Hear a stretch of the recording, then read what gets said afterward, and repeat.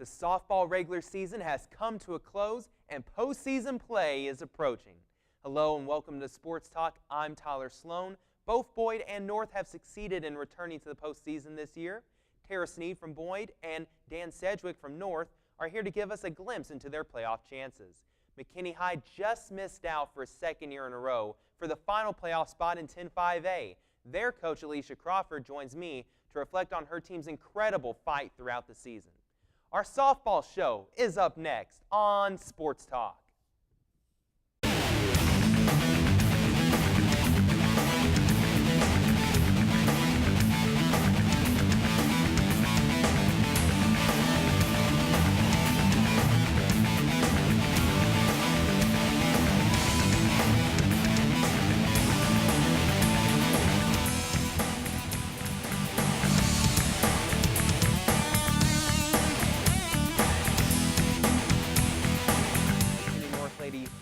They're going back to the playoffs in softball, returning as the number 2 seed from their District 13 4A, just a game behind Wiley, who ended up winning the district championship this year. I'm joined by their head coach, Dan Sedgwick, here from McKinney North. And, Coach, it was a great district run for you. You were battling up there with Wiley and Lovejoy, and in the end, just one game shy of Wiley, but still 11-3 in district, 15-7 overall. An excellent regular season for your team. Regular season was great. Girls worked really hard. Improved greatly from the beginning of the year. Their goal was to get back in position to at least get a piece of the district title, and we had that in front of us.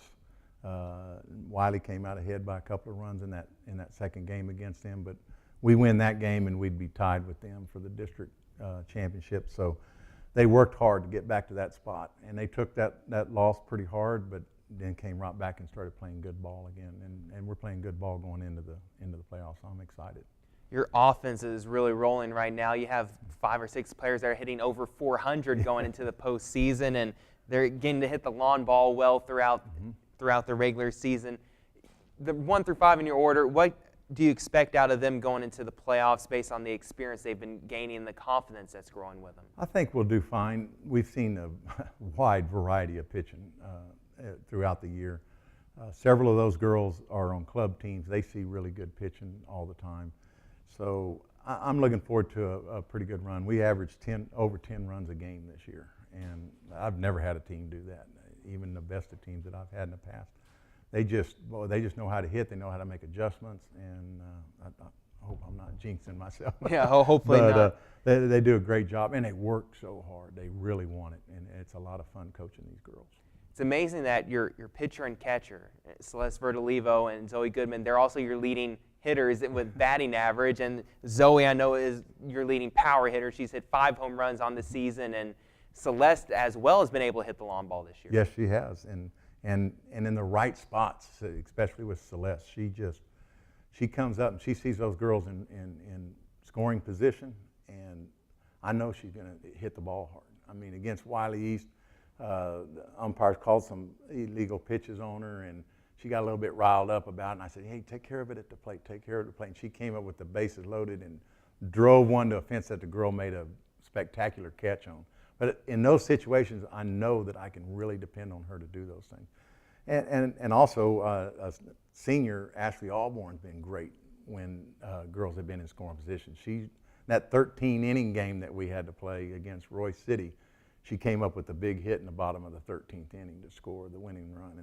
And she's done that over and over and over again this year. And, you know, her batting average isn't way up there with the others, but when she's coming up to plate with runners in scoring position, I know she's going to do something good. Yeah, she's another one with double-digit RBIs on the season. And you've had a lot of your youth play really well for you. You know, one of the concerns going into this year is how quickly the freshmen and sophomores would come up to speed, but you have players like Jordan McCraw, who's been a speed demon for you on the base pass, high batting average, and Brianna Williams and Smiley Coxwell. They've all done well when given their opportunities. Yes, they have, and I'm so proud of them.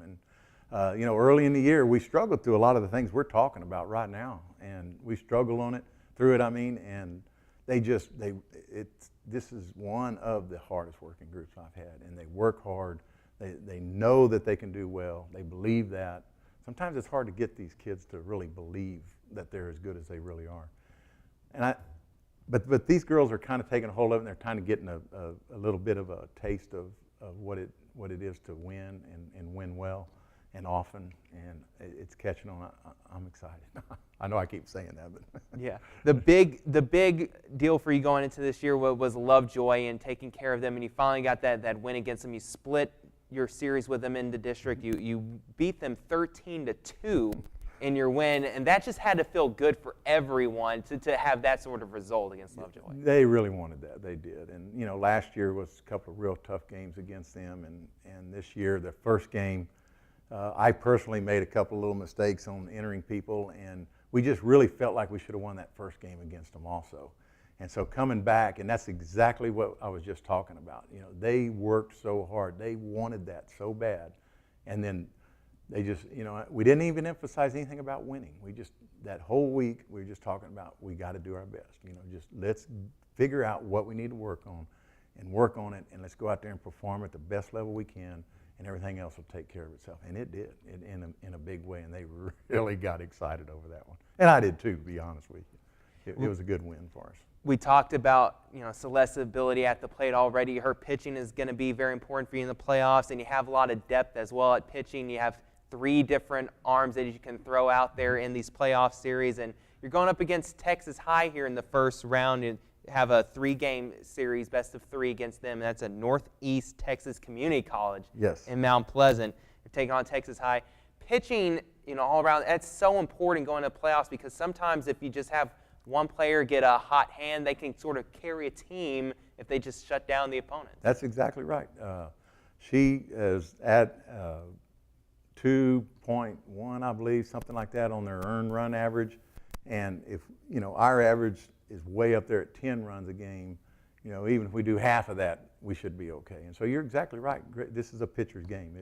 When they move the rubber back, it helped the hitting quite a bit. But in bottom line, you got to have the pitching if you're gonna make it. And Celeste is a D1 athlete committed to University of Albany, and she's a D1 athlete. She pitches. She has that drive. She wants to win. Most competitive and intense young lady I've ever coached. And that has some conflicts in there too, but they're good conflicts, and we butt heads every now and then. But man, I wouldn't want her to be any other way. I mean, she gets like that at the other team too. She's very driven young lady, and very impressive young lady also.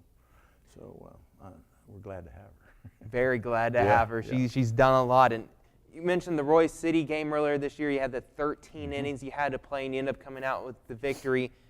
A game like that really, I think, can build on the character of a team, especially in the playoffs. You might have one of those games that goes 10, 11 innings, multiple extra innings, where you're going to need that experience from the past to draw on. And what did you find out about your team in that game? Well, I found out that we're in pretty good shape. we didn't show any signs of really getting tired in that game. Celeste herself, through all 13 innings, had 22 strikeouts in that game. And all I heard from adults that are very familiar with softball and all, our principal and other people and other coaches, is that she got stronger as she went along. And you'd think she'd get weaker and we'd all get tired, but we didn't, and we hung in there. And we had, up until that point, and into last year for the sophomores on up, we'd lose most of those games, those close games like that. And now we pulled that one out and we hung in there. And that's what we focused on. Hey, we win these games now. We're at the point now we're making that turn. We're turning the corner. In these real close games, we win them now. We don't lose them. We win those games. And so, against Denison, it was tied for quite a while. Against Wiley East, it was tied for quite a while. Until the 7th inning, Wiley East, it was tied. And we hung in there and we win those games now. And they're really getting that confidence. And being able to win those games, is that what's going to be the difference this year in the playoff against Texas High? Because last year against Sulphur Springs, I know you were disappointed to lose that first round series. Yeah. Is that what you think ultimately you feel is going to be better about this team? I think we're more mature. I really do. I think we're a more mature team than we were last year, all around. Our freshmen have matured quicker this year. Our sophomores and juniors are all very mature. I think that's going to make the biggest difference. You know, we've been through quite a bit this year. It's been a crazy season in a lot of different ways. And that craziness and then still being able to win like we have, I think is going to make the big difference. I just didn't have this much of a confident feeling going into the playoffs last year as I do with this team and how they've matured and come together as a team. Well, we certainly have a lot to be confident about. It's been an excellent year. Coach Sedgwick, thanks again for joining us. Thank you for having me. Always right. a pleasure. McKinney North heading to the playoffs this upcoming week.